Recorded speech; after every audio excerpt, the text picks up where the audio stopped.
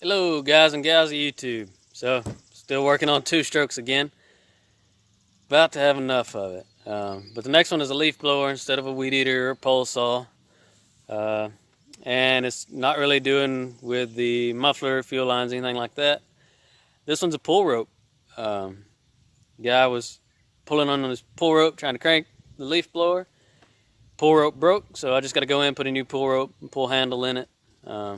And I'll show you how it's done. Stick around. Alright, so here's the machine. It's a Stihl BG55. Pretty common Stihl leaf blower. Gonna start with a T-handle Torx.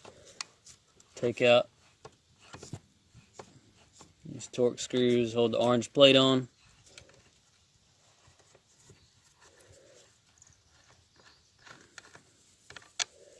One.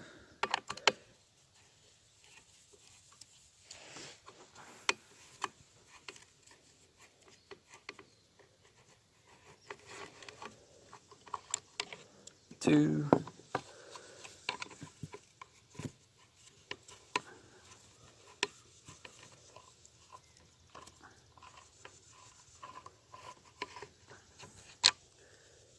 Three.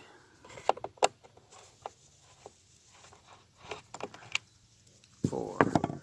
Be sure to keep them separate too. You see the threads are a little different. This one goes into just plastic, where this one with the fine thread goes into some metal, aluminum, the block. So make sure you're putting them back where they came out. Should be free. Just grab your orange cover, pull it off. Here's your rewind assembly, and I'll show you how we pull that apart and put a new rope in it. There you can see the broke piece of what was left.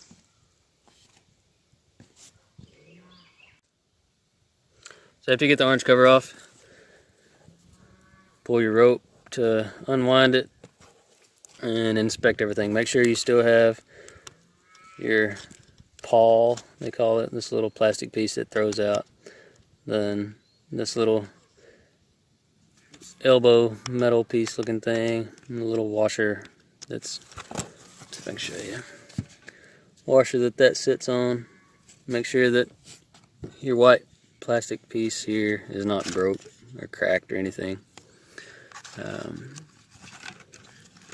if it broke on you, it shouldn't have any tension. Like you can see, I can wind it and it'll give a little tension back. What we're gonna do is pull out what's left of this rope. Grab your needle nose. You can see, might dig it out with a flathead first.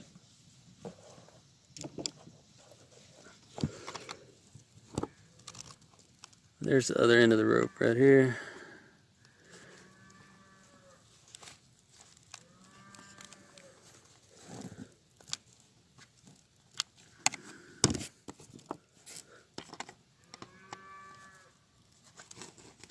Just grab it, pull it through. Alright. And now we're ready to put new rope back in. Leaf blowers take pretty small rope. I'm going to be using some Oregon number 3.5, 50 cents a foot is what I charge.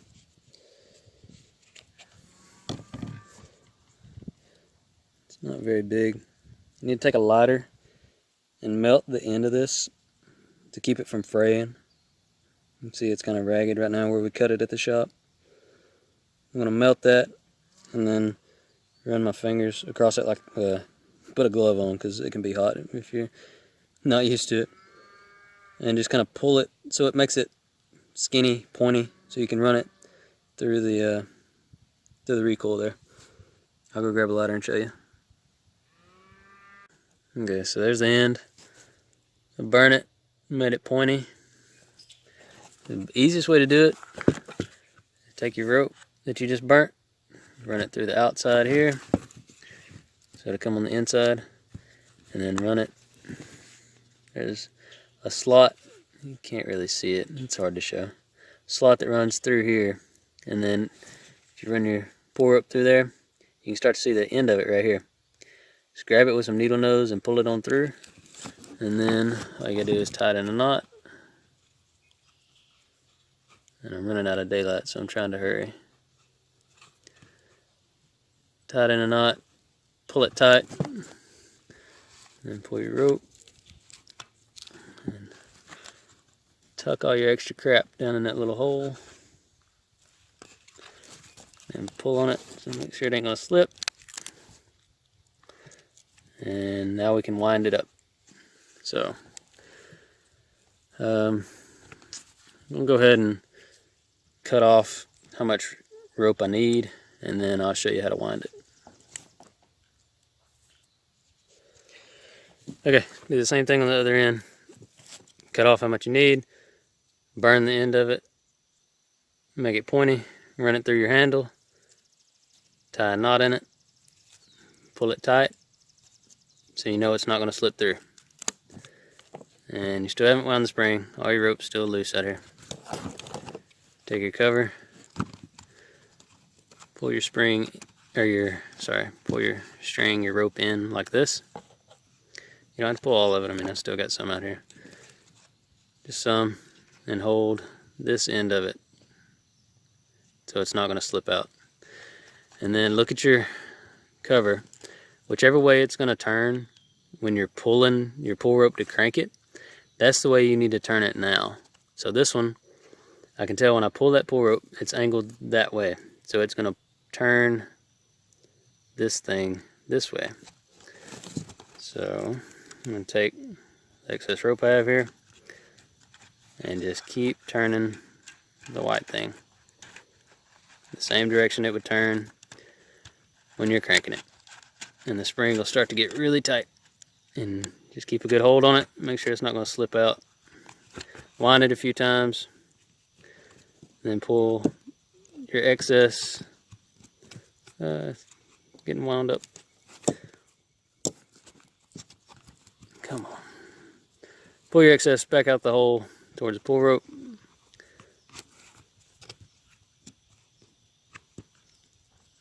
Like that. And then slowly let go, and it'll suck it back up in there for you. And you can see I made my rope a little too long, or I didn't wind it enough.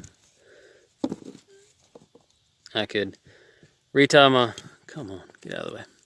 I could retie my rope, make it shorter, or I could try to wind the spring a little tighter. You don't want to go too tight because you'll break your spring.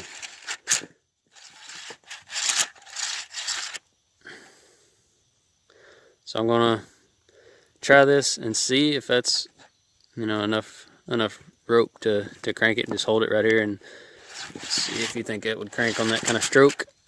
If it would, just cut your rope and tie your handle shorter, or tie your handle first and then cut your rope. Or you could pull it out like this until the spring's tight. Grab the center again. Pull some excess through. Make sure you hold that center thing or it'll fly out. And try to go another round or two. See if you can get some more rope to go up in there. And this is when it gets tricky because that spring is super tight. Alright, I don't think I'll get more than that. I just have to cut my rope. Close. It's really close. It almost sucked it all up in there. I can deal with that. I'll adjust my knot further back, and we'll put this thing back on and see if she cranks. Okay, so reassembly same as disassembly. Just take your cover, line everything up. Make sure you put your coarse thread in the hole that it came out of.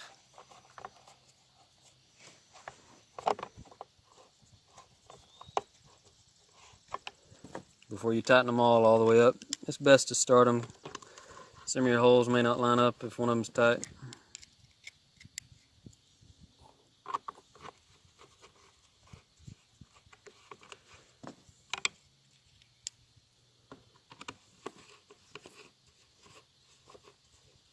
You can go ahead and tighten them down.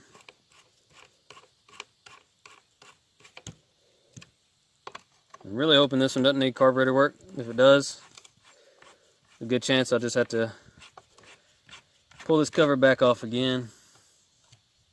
But they said it would crank, just needed a pull rope. We'll see. I've been told that before.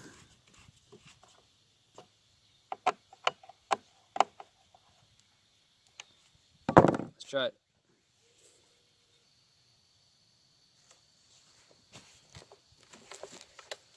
Alright, so the gas that was in there smelled old. I went and dumped it out, put some fresh in it. I don't have high hopes for this cranking, but maybe they'll prove me wrong.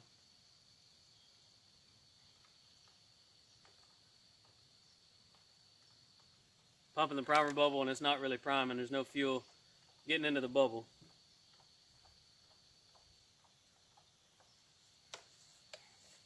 Let's see what happens. Choke on.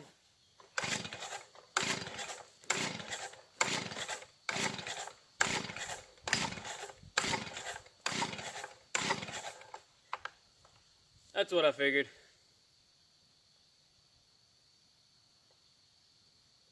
There it goes. Now it's starting to prime. I'm going to bet they hadn't ran this thing in a year or more.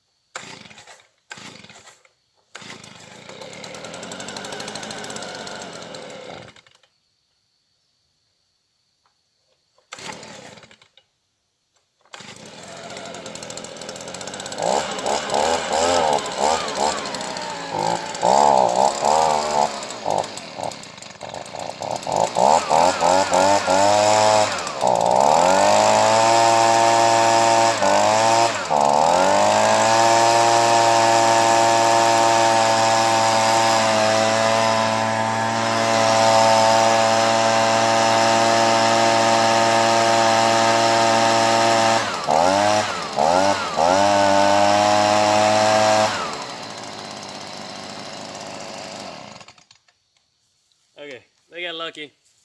I was messing with the choke, trying to make it suck whatever trash was in the carb through, and it worked. There's little tricks and hints and stuff like that you can do. Sometimes will help. See if it'll fire back up.